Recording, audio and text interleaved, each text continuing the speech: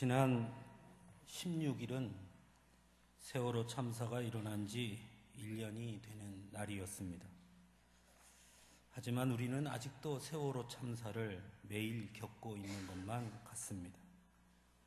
1년이라는 시간이 지났음에도 불구하고 그 아픔과 고통은 조금도 치유하지 못한 채 더 큰 아픔과 절망으로 다가오고 있는 것만 같습니다.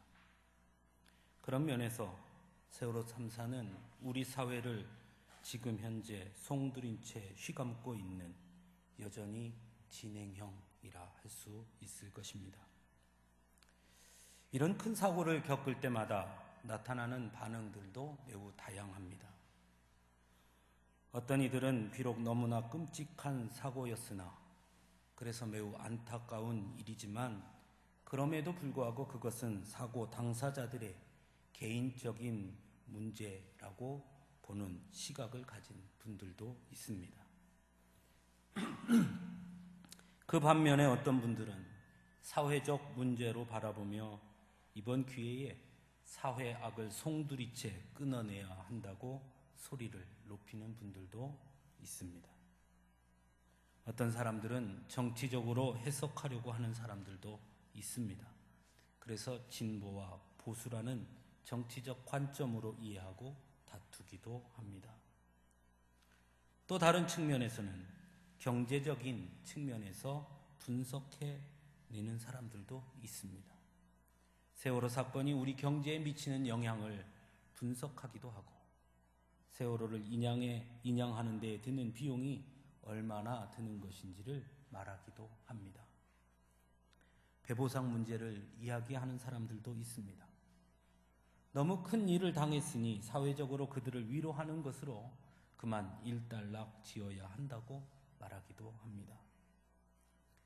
아마 이 자리에 계신 분들도 각각의 생각들과 관점이 있을 것입니다. 저는 그 어떤 개인적인 의견에 대해서 잘잘못을 따지고 싶은 생각이 없습니다. 그것을 따질 자격은 어느 누구에게도 없다고 생각하기 때문입니다. 어디까지나 각각의 생각이고 의견이니 그리고 그 각각의 생각과 의견은 그러므로 그 의견이 어떠하다 하더라도 나와 다르고 조금 차이가 있다 하더라도 존중받아야 하는 것이 마땅한 것이니 말입니다. 하지만 이러한 큰 고통과 고난 앞에서 오늘을 살아가고 있는 우리 신앙인들이 함께 묻고 고민해야 할 것은 분명히 존재합니다.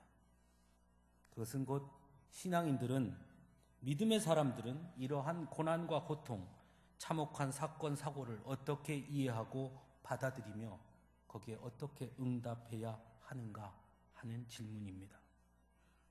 분명히 이것은 매우 무거운 주제이고 어려운 문제이지만 그럼에도 불구하고 신앙인에게 있어 이 문제는 매우 중요한 주제임에는 틀림이 없습니다. 성경에도 사회적으로 큰 충격을 주었던 사건이 기록되어 있습니다. 누가복음 13장에 등장하는 두 가지 사건이 바로 대표적인 그것입니다. 첫째는 빌라도가 갈릴리 사람들의 피를 그들의 제물에 섞은 일이었습니다. 즉 갈릴리 사람들을 학살한 사건입니다. 두 번째는 실로암에서 망대가 무너진 사건으로 그 사고로 치여 죽은 자가 18사람이나 되는 사건이었습니다. 물론 성격도 좀 다르고 또 일이 일어난 배경도 조금 다르지만 그래서 세월호 사건과는 직접적으로 비교할 수 없는 사건이긴 하지만 그 당시 이 두 사건은 그 사회에 큰 충격을 주기에는 충분한 사건이었습니다. 그 사건을 접한 사람들의 1차적인 반응은 그들이 죄를 지었으므로 하나님께서 그들을 벌하신 것이다 라고 여겼다는 것입니다. 이런 반응은 욥기에서도 찾아볼 수 있습니다. 욥의 자녀들이 모두 죽고 재산을 모두 잃고 병까지 드는 고난과 고통에 처하게 되자 욥의 친구들은 욥을 찾아옵니다. 그런데 욥의 친구들의 반응 또한 비슷했습니다. 욥에게 끊임없이 회개할 것을 요구합니다. 즉 욥이 끔찍한 고난과 고통에 처해진 것은 욥의 죄 때문이라고 여긴 것입니다. 너는 인정하지 않겠지만 분명 내가 모르는 죄가 있을 것이니 그것을 하나님 앞에 회개하라, 이렇게 요청하는 것입니다.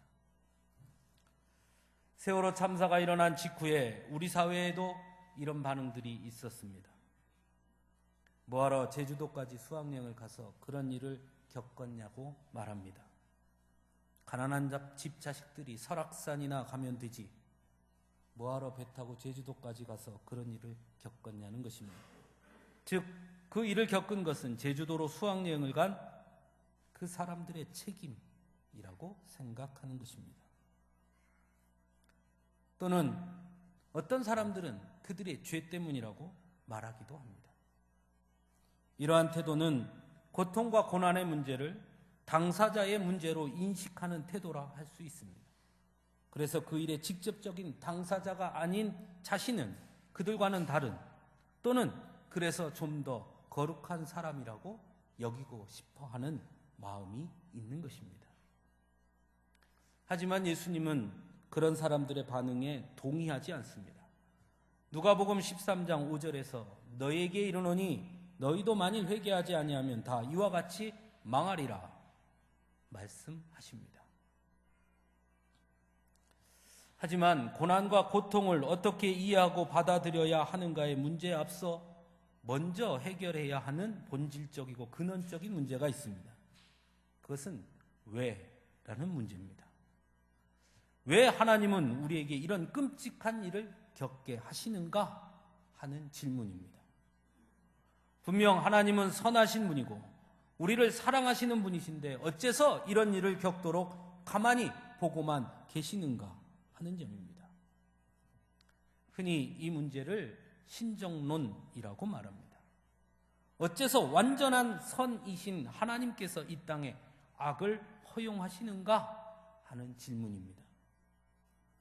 사실 이 질문이 해결되지 않는다면 매번 세월호와 같은 사건, 사고를 겪을 때마다 우리는 왜 물으며 괴로울 수밖에 없고 받아들이기 매우 힘든 많은 혼란을 겪을 수밖에 없을 것입니다. 이에 대한 전통적인 대답 또한 사실 위에서 살펴본 인식들과 사실 별반 다르지 않습니다. 첫째는 하나님은 선하시지만 인간의 죄로 인해 생긴 일이라고 여기는 것입니다. 즉, 이 세상의 악은 하나님과 관계없이 인간 때문에 이루어진 일이라고 보는 것입니다. 하지만 여기에 대한 반론도 만만치 않습니다. 원래 인간 자체가 불완전한 존재인데 인간 때문이라면 그렇다면 하나님의 존재의 이유가 무엇이냐 하는 질문을 하게 되기 때문입니다. 두 번째로는 하나님께서 인간에게 무엇인가를 깨닫게 하기 위해서 취하신 방법이라고 여기는 것입니다. 대부분 사람들이 이 입장을 고수합니다. 하지만 이건 역시 쉽게 동의하기 어렵습니다. 전지전능하신 하나님께서 꼭 그런 방법을 통해서만 우리에게 무엇인가를 깨닫게 하셔야 하는가 하는 질문이 생기기 때문입니다. 만일 그렇다고 한다면 그러면 그 끔찍한 일을 당한 그 사람들은 하나님께서 누군가에게 무엇을 깨우쳐 주기 위해서 사용하신 단순한 도구에 지나지 않는 것이냐 하는 문제도 남기 때문입니다. 여러분, 어떤 것 같습니까? 그렇다면 왜 하나님께서는 우리에게 고난과 고통을 주시는 것일까요? 사실 조금 전에 말씀드린 첫 번째와 두 번째의 인식 모두 하나님을 지극히 철학적으로 인식한 해석이라고 할 수 있습니다. 즉, 하나님께서 완전하시고 선하시다라고 말할 때 그 완전함과 선하심을 매우 철학적인 개념으로 이해하고 있기 때문에 빚어지는 오해라는 것입니다. 성경이 우리에게 가르쳐주는 하나님은 철학적 개념이나 인식의 하나님이 아님을 우리는 분명히 알아야 합니다. 성경에 하나님을 가장 잘 표현한 것 중에 하나는 프랑스 철학자 파스칼이라는 사람이 남긴 말입니다. 그가 죽은 후 그의 셔츠 안쪽에 꼬깃꼬깃 뭉쳐진 종이 한 장이 안주머니에 꿰매져 있었습니다. 그가 죽은 후에 그것을 발견한 사람들이 그것을 뜯어서 보았습니다. 거기에는 이런 글이 써 있었습니다. 철학자들과 학자들의 하나님이 아니라 아브라함의 하나님, 이삭의 하나님, 야곱의 하나님, 예수 그리스도의 하나님, 나의 하나님, 그리고 당신의 하나님, 당신의 하나님이 나의 하나님이 될 것이다. 이렇게 쓰여져 있었습니다. 즉 파스칼은 성경의 하나님이 인식론적 신이나 개념론적 신이 아니라 인간의 삶 속에 함께 행하시는 인격적인 하나님임을 고백하고 있는 것입니다. 분명 성경의 하나님은 완전하시고 의로우시며 선하심 그 자체입니다. 하지만 그 완전하심과 의로우심과 선하심이 개념이 아닌 철저하게 인간과의 관계 속에서 그 완전하심과 의로우심과 선하심을 드러내는 분이시라는 사실입니다. 그래서 하나님은 인간과의 관계 속에서 괴로워하십니다. 화를 내시기도 합니다. 후회하시기도 합니다. 눈물을 흘리기도 합니다. 고통스러워하기도 합니다. 자신이 친히 인간과 같은 고통과 고난의 자리에 서는 것을 마다하지 않습니다. 만일 단순히 개념적 완전함이라면 하나님이 십자가의 고통과 고난을 겪는다는 것 자체부터 있을 수 없는 일인 것입니다. 오히려 하나님은 인간과의 인격적인 관계 속에서 함께 고난을 겪는, 그리고 그 고난 앞에서 너무나 나약한 존재로 서 계시는 분이심으로 완전함을 드러내신 것입니다. 그러므로 우리의 고난에 하나님은 결코 방관자로 또는 심판자로만 서 계시는 분이 될 수 없는 것입니다. 오히려 그 고난의 자리에 함께 거하심으로 그 고난과 고통을 같이 겪는 분이신 것입니다.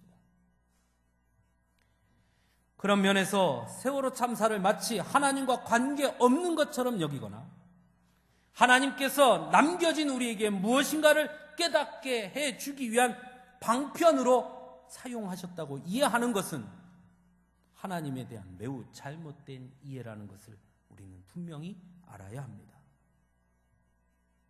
그렇다면 우리는 어떻게 해야 할까요? 많은 사람들은 누가복음 13장 5절에 회개하지 아니하면 다 이와 같이 망하리라 라는 예수님의 말씀을 중심으로 이 사건 앞에 우리가 회개해야 한다고 말합니다.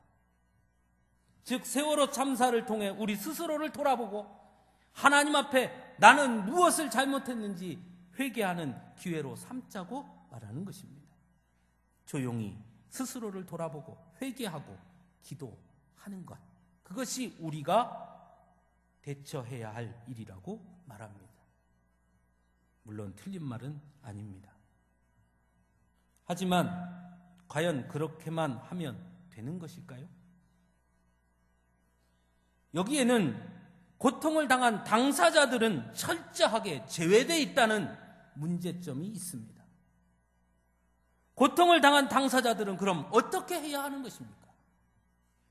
그들 역시 이 모든 것이 나의 죄 때문이다 라고 받아들이고 회개하는 것으로 그치면 되는 것입니까? 이러한 접근은 예수님의 말씀을 매우 단편적으로 이해했다고밖에 볼 수 없습니다. 왜냐하면 예수님께서 하신 그 말씀의 본뜻은 고통당한 당사자들과 관계없이 마치 관람자로 나를 바라보라는 말씀이 아니라 오히려 비록 나는 그 고통을 지금 직접 겪지 않고 있으나 나 역시도 그 고통의 자리에 언제든지 처할 수 있다라는 동질성을 가지고 그것을 보라고 말씀하고 있는 것이기 때문입니다. 분명 우리 스스로를 돌아보는 것도 매우 중요합니다. 하지만 그것은 매우 개인적으로 해야 할 일입니다. 전체적인 것을 개인적인 문제로 축소하고 그것으로 만족하려고 하는 것은 잘못된 일입니다. 왜냐하면 그 이면에는 나만 아니면 돼 또는 나는 아니니까 하는 안도감이라는 이기적인 인식이 자리 잡고 있는 것이기 때문입니다. 그러면 어떻게 해야 합니까? 우리가 감당하기 어려운 고난과 고통을 맞닥뜨렸을 때, 또는 고난과 고통 속에 허우적대는 형제들의 모습을 볼 때 우리는 어떻게 해야 하는 것입니까? 오늘 우리가 함께 읽은 본문에서 사도 바울은 우는 자들과 함께 울라고 말씀합니다. 단순히 슬픔은 당한 사람을 동정하거나 가엽게 여겨서 울어주라는 말씀이 아닙니다. 그 고통을 함께 공유하라는 것입니다. 형제의 슬픔을 나의 슬픔으로 받아들여주라는 것입니다. 우리가 잘 아는 대로 오늘 본문은 성경 중에서도 기독교의 교리를 가장 잘 설명하고 있는 로마서의 말씀입니다.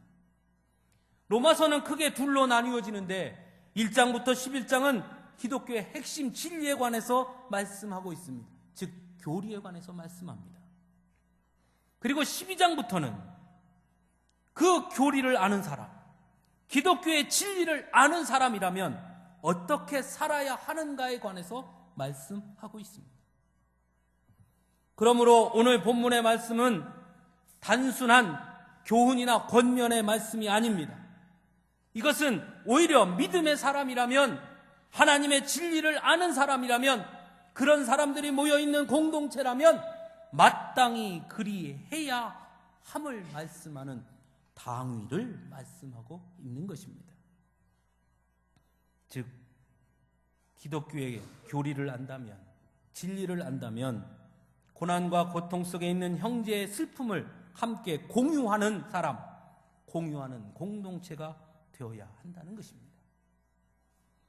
고난 앞에서 도망치거나 외면하지 말고 고난당하는 형제의 문제는 그 사람의 문제일 뿐이야 라고 치부하지 말고 고난의 자리에 함께 아파하고 함께 그 고난을 겪어낼 수 있어야 한다고 말씀하고 있습니다.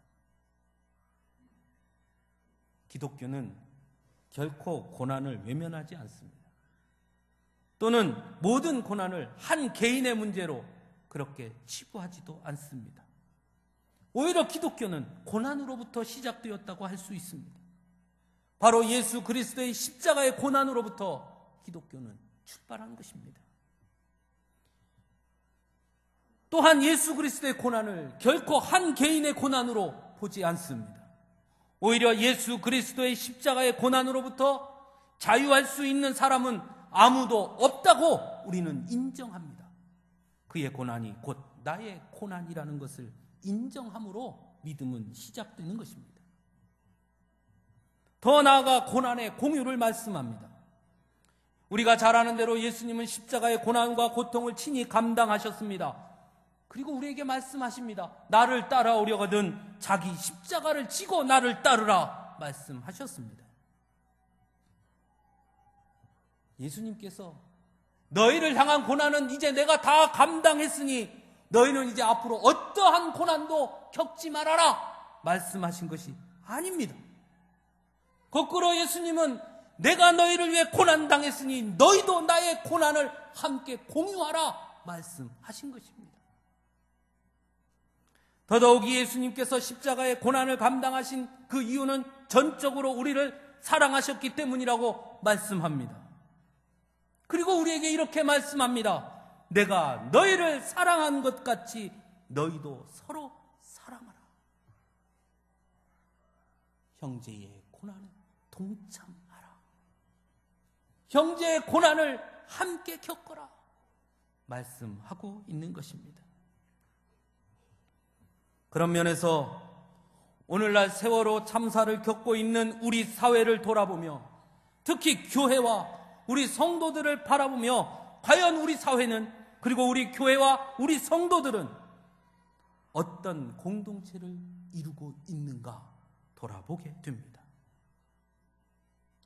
특히나 저는 요즘 기도라는 말의 폭력성을 느낄 때가 있습니다.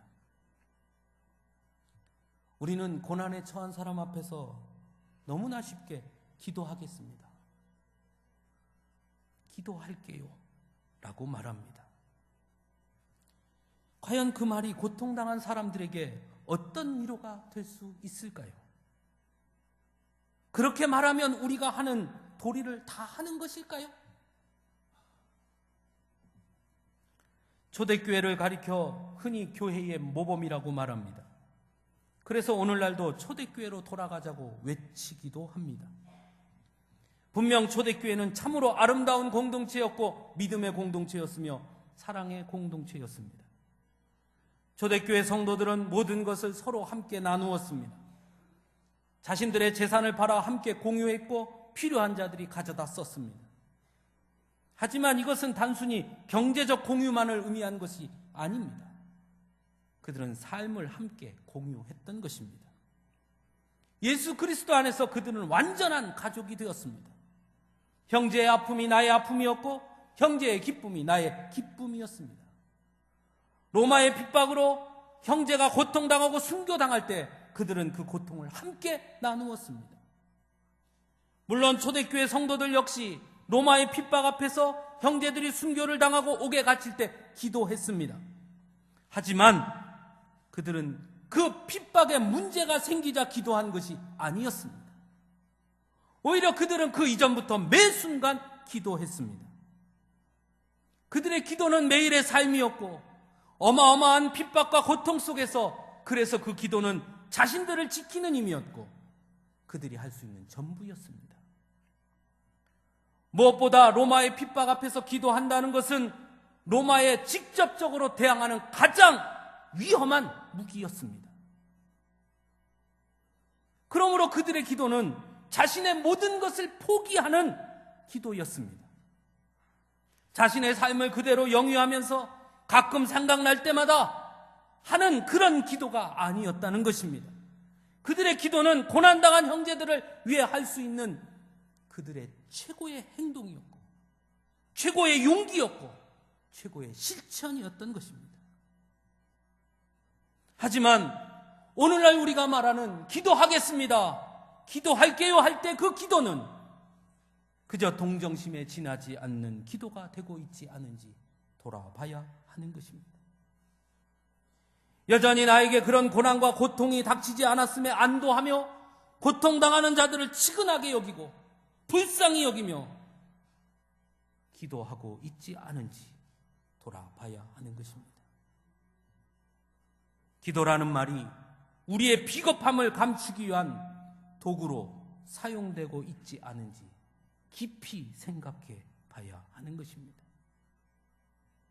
초대교회 성도들의 기도는 고난 앞에서 행한 가장 적극적인 동참이었고 행동이었습니다. 그러므로 아픔을 당한 이들의 자리에 함께 하지 않으면서 함께 울어주지도 못하면서 그저 기도한다고 말하는 것은 기도를 잘못 이해하고 있는 것입니다. 그런 면에서 세월호 유가족 중 예은이 아빠 유경근 씨가 한 이야기에 귀를 기울일 필요가 있습니다. 그가 한 말을 그대로 읽겠습니다. 대한민국의 많은 신앙인들이 착각을 하고 있습니다. 신앙인은 기도하는 사람이다. 기도만 하면 신앙인으로서의 의무를 다하는 것이다. 기도를 얼마나 세게, 열심히, 또 자주 하느냐에 따라서 신앙의 깊이를 가늠할 수 있다. 이렇게 착각을 하는 사람들이 사실은 많습니다. 저도 그렇게 생각해 왔고요. 4월 16일 그 배 안에서 선생님과 아이들이 함께 모여 기도했던 것을 비난할 생각은 없습니다. 그 자리에 제가 있었으면 저도 그렇게 했을지도 모르겠습니다. 아쉬운 것이 있다면 왜 대한민국의 기독교인들은 기도할 때와 행동해야 할 때를 구분하지 못합니까? 많은 사람들이 어렵고 힘들 때, 고통스러울 때, 아플 때에 기도합니다. 그러나 이 참사를 겪으면서 제가 배운 것은 그것은 잘못이라는 겁니다. 기도는 평안할 때, 아무 일 없을 때, 평소에 늘 하는 것이 기도입니다. 그 기도를 통해 하나님과 대화하고 교제하면서 하나님의 뜻을 익히 알고 내 것으로 받아들이면서 나를 통해 역사하시는 그 순간에 내가 행동하는 것, 그것이 신앙인의 자세입니다. 죄송한 말씀이지만 하나님께서 그 배 안에서 기도하는 아이들과 선생님을 바라보면서 무슨 생각을 하셨을까요? 얘들아, 지금은 기도할 때가 아니야. 뛰쳐나갈 때야. 이마영 선생님, 왜 애들 붙잡고 기도하고 있어? 나가라고 떠밀어야지. 그 순간에 무엇이 옳고 무엇이 바른지, 무엇을 해야 하는지, 어떤 선택을 해야 하는지는 평소에 내가 얼마나 하나님의 뜻을 잘 알기 위해 기도했는지에 따라 갈리는 것입니다. 여러분 어떻습니까? 참으로 놀라운 고백이 아닐 수 없습니다. 지금도 세월호 유가족들은 눈물로 밤을 지새입니다. 머리를 깎고 차디찬 길가에서 또 그렇게 밤을 지새입니다. 1년이라는 시간이 지났지만 그들은 더 고통스러워하고 더 아파합니다. 그런 그들과 함께 울어주는 성도들, 그런 그들과 함께 울어주는 교회는 지금 어디에 있습니까? 우리는 제3자도 아니고 더더욱 심판도 아닙니다. 어느 누구도 우리를 심판으로 허락하지 않았습니다. 많은 사람들이 객관적인 눈으로 보자고 말합니다. 우리는 객관적으로 보는 사람도 아닙니다. 우리는 고통당한 사람들과 같은 눈으로 그 고통의 자리에 함께 있어야 하는 사람들입니다. 그래서 언제든지 부를 수 있는 자녀의 이름을 빼앗긴 그들의 아픔을 내 자녀의 이름을 부를 때마다 함께 느낄 수 있어야 하는 것입니다.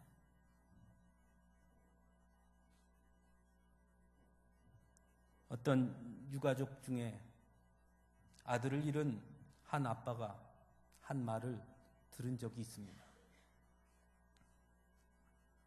세월호가 침몰하고 나서 아들은 아빠에게 문자를 보냈습니다. 아빠, 배가 침몰했어요. 물이 들어와요. 살려주세요. 다시 문자를 보냅니다. 누구 없어요. 배는 침몰했어요. 물이 들어와요. 우리 좀 살려주세요. 우리가 타고 있는 배는 세월호라는 배입니다. 우리 좀 살려주세요. 10통의 문자가 계속해서 아빠에게 옵니다.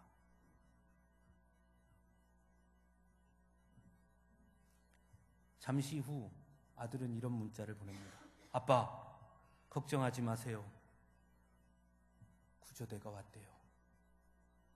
이제 나가면 아빠를 볼 수 있을 거예요. 걱정하지 마세요. 그게 마지막 문자였습니다. 그 아빠는 말합니다. 때로 나는 내 눈이 없었으면 싶을 때가 있습니다. 왜냐하면 아침에 교복을 입고 등교하는 아이들을 볼 때마다 그 안에 내 아들이 없다는 것을 바라보고 있는 눈이 너무나 저주스럽기 때문입니다.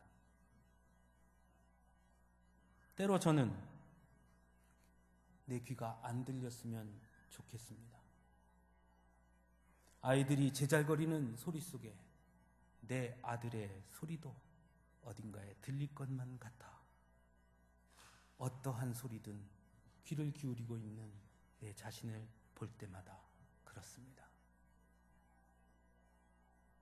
하지만 어떨 때는 내게 눈이 있다는 것이 감사합니다. 내 아들과 같은 나이의 아이들이 교복을 입고 내게 다가와서 인사를 하며 아빠 힘내세요 라고 말할 때 그것을 바라볼 수 있는 눈이 있다는 것이 감사합니다. 그 소리를 들을 수 있는 귀가 있다는 것이 감사합니다. 사랑하는 성도 여러분, 제3자의 눈으로 객관적으로 분석하고 무엇이 잘못인지, 누가 잘못했는지, 누가 책임져야 하는지 판결을 내리는 것이 우리의 몫이 아닙니다. 우리는 함께 아파하고 함께 우는 것부터 해야 합니다. 우리는 과연 세월호 참사를 겪은 그들을 사랑하고 있습니까? 혹 잊고 있지는 않습니까? 나에게 생긴 일이 아니라고 여기고 안도하고 있지는 않습니까? 그렇다면 그것은 곧 그들을 사랑하지 않는다는 것이고 그들을 우리의 형제로 여기지 않는 것과 같은 것입니다. 그런 면에서 한국 교회와 성도들은 지금 형제들을 잃고 있는 것은 아닌지 돌아봐야 합니다. 사랑하는 성도 여러분, 기도하겠습니다. 기도합시다가 아니라 그래서 우리는 기도할 수밖에 없는 것입니다. 단순한 기도가 아니라 그래서 그 기도는 가슴을 치는 절규요, 애통함이 되어야 하는 것입니다. 세월호에 있던 아이들이 바로 우리 형제의 아이들이고 바로 나의 아이들이기 때문입니다.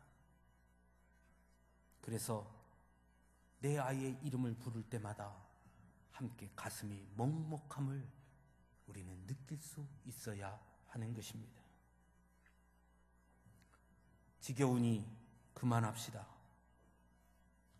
자식을 잃었는데 지겹다니요.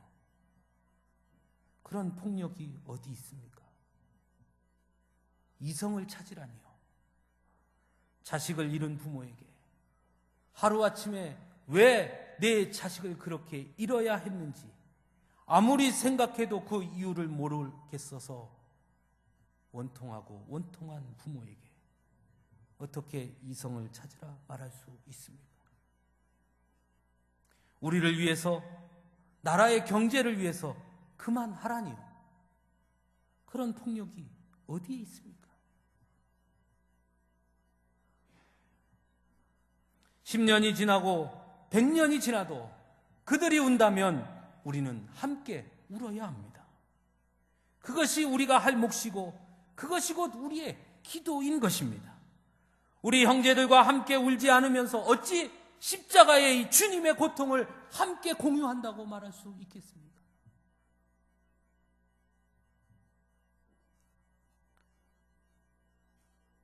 자식을 잃어 절규하는 부모에게 체류가스가 웬 말입니까?